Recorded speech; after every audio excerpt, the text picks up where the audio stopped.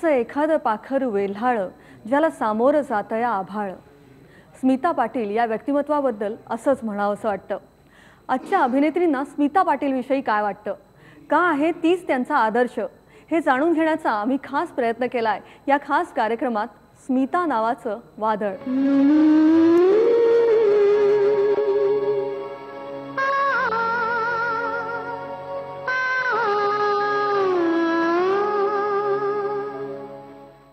जेव्हा सोनाली कुलकर्णी आमच्या समोर पडद्यावर आली तेव्हा अनेकांना नवीन स्मिता पाटील आपल्या भेटीला आली असं वाटलं होतं आणि तुलाही त्या तशाच प्रतिक्रिया तसाच प्रतिसाद तेव्हा मिळत होता. तेव्हा काय वाटलं? पहिली भावना तुला सांगायची म्हणजे मी हुरळून गेले होते जेव्हा माझ्या पहिल्या सिनेमाच्या, माझा हिंदी सिनेमा होता चेलुवी नावाचा, गिरीश कर्नाड दिग्दर्शक होते.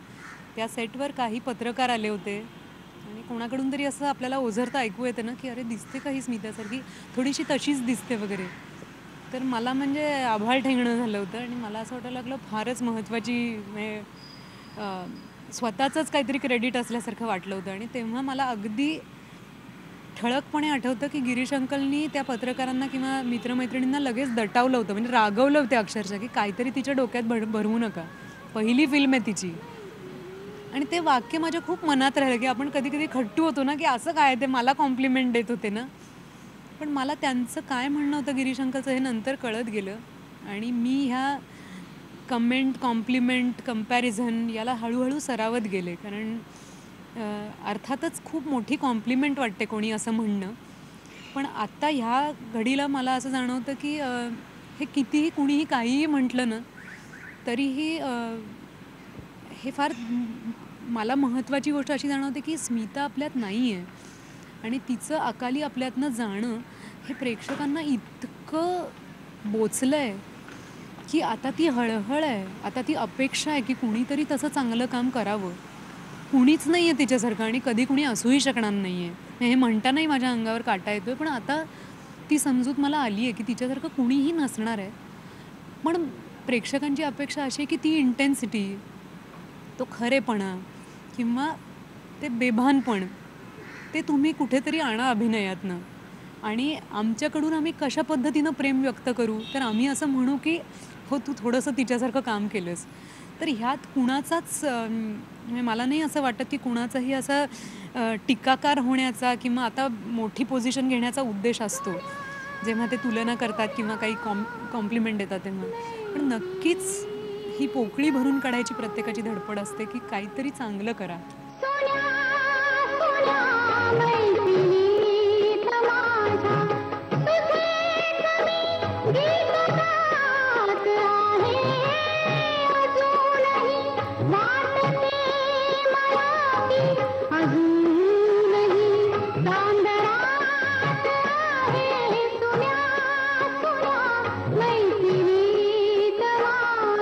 सतत आपण तिलाच शोधतोय अशीच एक भावना आहे. आणि जेव्हा एक अभिनेत्री म्हणून स्मिता पाटीलसारखा आदर्श एक अभिनेत्री म्हणून जेव्हा समोर ठेवतेस तेव्हा काय अशा त्या गोष्टी आहेत ज्या तुला प्रेरणा देतात नेहमीच सतत या भूमिकांमधून विविध असेल काय असेल? मला खरं वाटत नाही की स्मिता पाटील आपल्यातनं गेल्या तेव्हा त्या फक्त 31-32 वर्षाच्या होत्या. कारण ज्या प्रकारच्या भूमिका त्यांनी साकारल्या आहेत, म्हणजे मी 30-32 वर्षाची होऊन गेली आहे, त्यामुळे मला माहिती आहे की त्याच्यानंतर आपल्याला असं वाटतं की एक आता वेगळा सीझन आला आहे आपल्या मॅच्युरिटीचा, जो मला आता जाणवतो. तर मला हे कळूच शकत नाही की तिने कुठनं ती मॅच्युरिटी जमवली असेल तेवढ्या लहान वयात. एक्झॅक्टली एवढ्या लहान वयात, म्हणजे खरं म्हणजे लहान वय आहे की करिअरच्या पीकवर असताना जेव्हा आपण कुठून एनर्जी शोधत असतो, आपण समजत नाही अजूनसुद्धा जसं जसं जगत जातो तसा समाज समजत जातो, कला काय असते हे कळत जातं, नाती समजत जातात. तर इतक्या लहान वयात तिने इतकं सगळं कसं अनुभवलं होतं, म्हणजे त्यातली समजूत तिला कशी होती हे खरंच म्हणजे न उलगडणारं कोडं आहे माझ्या दृष्टीनं. आणि अनेक भूमिका, हे सगळे सिनेमे, पण यातली तुझी आवडती स्मिताची भूमिका कुठली होती किंवा काय, काहीतरी आम्हाला सांगशील? मला जैत्र जैतमधली स्मिता खूप आवडते. म्हणजे तिचं ते उन्मुक्त असणं, निर्भर असणं, तिची चाल, तिची बॉडी लँग्वेज मला प्रचंड आवडतं तिचं काम. मी रात टाकली मी कात टाकली, मी रात टाकली, मी कात टाकली, मी मडक्या दसराची बाई लाज टाकली, मी रात टाकली, मी कात टाकली, मी रात टाकली. तूही स्मितावर एक लेख लिहिला होतास, त्याबद्दल काही सांगशील? खूप कोमल आठवण आहे, पण तुला मी नक्कीच सांगेन निलिमा. म्हणजे त्याबद्दल मला असं बोलावं असं वाटत नाही. कधी कधी असं वाटतं की काही काही फक्त आपल्या गोष्टी असतात. मी जेव्हा मॉन्टेसरीत होते शिशु वर्गात, अभिनव विद्यालय पुणे, तेव्हा स्मिता पाटील माझ्या शाळेत प्रमुख पाहुण्या म्हणून आल्या होत्या. आणि त्या निमित्तानं शाळेत वृक्षारोपणाचा कार्यक्रम होता आणि आमच्या शाळेच्या ग्राउंडमधलं 3 नंबरचं अशोकाचं झाड मी आणि स्मितानी लावलं आहे. तर मला असं खूप बोलता नाही येत, पण कधी कधी आठवताना खूप वाटतं की माझ्या हातांना धरून तिने एक झाड लावलं आहे आणि त्याची जर अशी चांगली जाणीव मी मनामध्ये ठेवली, तो एक आशीर्वादही समजला जाईल. प्रश्नच नाही. म्हणजे खूपच मला माझ्यातच झाड लावलं आहे तिने. बस जाता जाता एक विचारावं असं वाटतं. हा प्रश्न मी सगळ्यांनाच आज विचारते, कारण आज आपण स्मिताच्या आठवणींचा जागर सगळा करतोय. पण आज स्मिता असती तर काय सांगावं असं वाटलं असतं तुला? तुला ती काय देऊन गेली आहे, तुला काय सांगावं असं वाटेल, काय तुझ्या मनातलं तिला शेअर करावं असं वाटेल? मला महत्त्वाची गोष्ट सांगावीशी वाटते की ती एक माइलस्टोन आहे, म्हणजे मैलाचा दगड आहे. त्या दगडाला नाही ओलांडता येते. आणि याच्यासाठी मला तिचे आभार मानायचे आहेत, कारण इतका जागतिक अभिनेत्री जर आपण पाहिल्या, ज्यांनी आपल्याला काही ना काहीतरी प्रेरणा दिलेली आहे, त्यामध्ये नक्कीच स्मिताचा नंबर लागतो. आणि इतक्या लहान वयात. त्यामुळे ती जर आज 2015मध्ये आपल्यासोबत असती तर आजपर्यंत कितीतरी पोर्ट्रेयल अशी आपल्याला बघायला मिळाली असती ज्याची आपण फक्त कल्पनाच करू शकतो. त्यामुळे तुला स्मिताला मेसेज काय द्यायचा आहे? तुला स्मिताला थेट आत्ता काय सांगायचं आहे असं मला प्रश्न? थँक्यू आणि miss you big time. Thank you so much Sonali. खूप छान आज मनमोकळेपणाने तू इतकं सगळं मनातलं आमच्याशी शेअर केलंस. Thank you so much. नेहमीच प्रवाहाविरुद्ध धावत आपली एक वेगळी ओळख निर्माण करणारी रिचा चड्ढा आपल्यासोबत आहे. रिचा, आज स्मिता की यादें हम ताज़ा कर रहे हैं और आपके लिए स्मिता पाटिल कैसा इंस्पिरेशन है, क्या प्रभावित करता है आपको? मैं सिर्फ मेरे लिए नहीं, मेरे जनरेशन की बहुत सारी एक्ट्रेसेस के लिए Smita Patil was a reason why we could take this step, you know.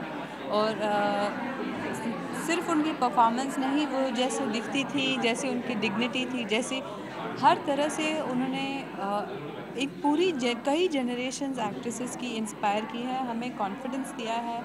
और आज हम उनकी यादें ताज़ा कर रहे हैं और ये डिस्कस कर रहे थे पर्टिकुलरली उनकी फिल्म भूमिका का, जो कि एक एक्ट्रेस की लाइफ पे बेस थी. आज कितना महत्व है, आज वो कितनी रेलेवेंट है फिल्म, और हम लोग उससे कैसे आइडेंटिफाई कर पाते हैं. उस फिल्म डायरेक्टर वाला किस्सा दोहराना चाहती हो क्या? और कितनी बार बताना पड़ेगा उस बात का जिक्र तक तो सनी मुझे. जख्म को कुरेद डायलॉग बोलने की जरूरत नहीं है. तो मरने क्यों नहीं दिया मुझे? क्यों वापस ले आए? मेरी कमाई की जरूरत है इसीलिए ना. आपको लगता है वो आज भी टाइमलेस है, वो मूवी आज के लिए भी रिलेवेंट है? बिल्कुल. आई थिंक दोबारा देखा जा सकता है उसको. मैं कई बार देख चुकी हूँ और बहुत खूबसूरत फिल्म है. एक इतनी प्रोग्रेसिव फिल्म 1977 में आई, वो हमारे लिए आश्चर्यचकित होने की बात है. और बहुत कम ऐसे कलाकार आते हैं जो अपने जाने के कई साल बाद भी इतना लोगों को इंस्पायर करते रहते हैं. और बस जाते जाते स्मिता जी को आप क्या शेयरिंग अभी करना चाहोगे अगर वो आज होती तो? मैं कहती कि सबको लगता है कि आप नहीं हैं, पर अपने काम से आप इमॉर्टल हैं. प्रवाहात न पोहता प्रवाहाविरुद्ध पोहून आपली एक वेगळी ओळख, एक वेगळा ठसा निर्माण करणारी अभिनेत्री स्मिता पाटील. हिच्याविषयी आजच्या अभिनेत्रीही भरभरून बोलतात, तिचाच आदर्श बाळगतात. आपण आणखी काही जाणून घेणार आहोत, पण ब्रेक नंतर.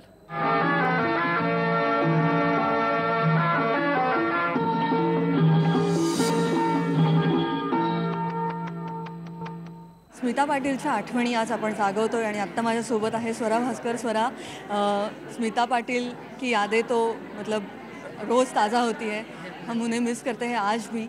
आपको as a inspiration, as an actress, आपके लिए वो इंस्पिरेशन क्या किस अंदाज से है? वेल आई थिंक कि स्मिता जी हम सब के लिए इंस्पिरेशन है. आई थिंक सबसे पहले मैं कहूँगी सिर्फ एक्ट्रेसेस के लिए नहीं लेकिन एक्टर्स के लिए भी, क्योंकि वो एक बहुत ही उम्दा और आला कलाकार थी, बहुत बेहतरीन एक्ट्रेस थी. उन्होंने जिस दौर में उन्होंने काम किया, अलग अलग किस्म की फिल्में बन रही थी, उस दौर में भी उन्होंने अपनी एक अलग जगह बनाई. अमिताभ जी जैसे बड़े बड़े स्टार्स के सामने एक अभिनेत्री होने के नाते मेरे लिए स्मिता जी की मतलब जो मैं एक ऑडियंस की तरह देखती हूँ अपने आप को इस उनके साथ जो रिश्ता है उसमें. आई थिंक कि उनकी स्पिरिट में एक जो आज़ादी थी, एक फियरलेसनेस था, एक फ्री स्पिरिटेड सा नेचर था, और एक जो फायर था. I think as an actress ये मेरे लिए बहुत ज़रूरी है. इनफैक्ट मुझे जिस दिन मिलबटे ऑफ़र हुई थी, मुझे सब कह रहे थे कि ये तो करियर खुदकुशी है, करियर सुसाइड. एंड उस दिन रात को मैंने आज रपट जाए ऐसे यूट्यूब पे देखा एंड मुझे लगा कि यार इनको देखो, इन्होंने हर किस्म का काम किया है, इन्होंने सब कुछ बेहतरीन किया है. और ऐसा लग रहा है कि उन्होंने मतलब एज एन एक्टर आपका क्या काम है? आपका काम है कन्विंसिंगली करना, ऑडियंस को लगना चाहिए कि आपको बहुत मज़ा आ रहा है, इवन दो आप पीछे सेट पे जो भी बैक स्टोरी है. एंड वो मोमेंट मेरे लिए बड़ा इंस्पायरिंग था. मुझे लगा कि आई डेफिनेटली ये एक अच्छा रास्ता है, क्योंकि एक एक्ट्रेस होने के नाते आई एम श्योर स्मिता जी के साथ भी ऐसा था. इतना कुछ लोग आपको बोलते हैं कि ऐसे करो, ऐसे मत करो, ये एडवाइस, वो एडवाइस, ये होना चाहिए, और हमारे मतलब हर ज़माने में वो अलग होता है.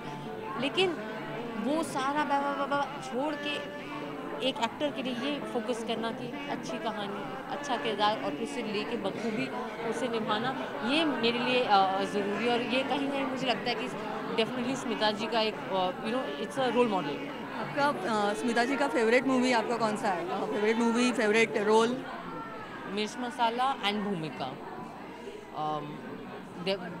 आज स्मिता जी होती तो आप उनको क्या कहना चाहती, क्या मैसेज देना चाहती? अरे मैं क्या मैसेज दूंगी, मैं उनके चरण छू के शेयरिंग करना चाहूँगी. नहीं, आई मीन आई थिंक कि डेफिनेटली उनको और उस पूरे जनरेशन के एक्ट्रेसेस को और सब, आई मीन हम लोग बड़े ग्रैटिट्यूड से देखते हैं. हम शुक्रिया कहेंगे कि चूँकि आप लोगों ने ऐसा अच्छा काम किया और इसलिए आपने हमारे लिए भी वो रास्ते खोले. चलो मैं तुम्हें घर छोड़कर आता हूँ. घर तो तुम्हारे आई हूँ, और कि मैं बड़ी डींग मार रहे थे अपने प्यार की. हाँ? अब नशा उतर गया क्या? तुम सिर्फ दलवी साहब से बदला लेना चाहती हो उषा, और तुम सिर्फ बुचकने का बहाना खोज रहे हो. जिम्मेदारी के नाम से जान छूट रही है तुम्हारी.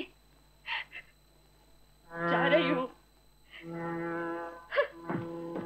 You forget the actor, and I think that is the strongest thing. When you forget the actor and you believe in the character, and here, I mean, it's truly ahead of its times.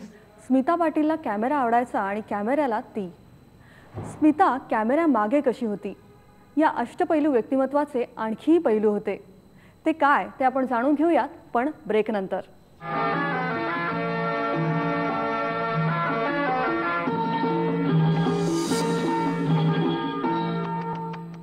Smita Patil आपल्या सगळ्याच प्रेक्षकांच्या हृदयात वसलेली अत्यंत सक्षम अभिनेत्री, पण अर्थात ही स्मिता ज्यांच्या अत्यंत जवळ होती त्या अनिताताई माझ्यासोबत आहेत.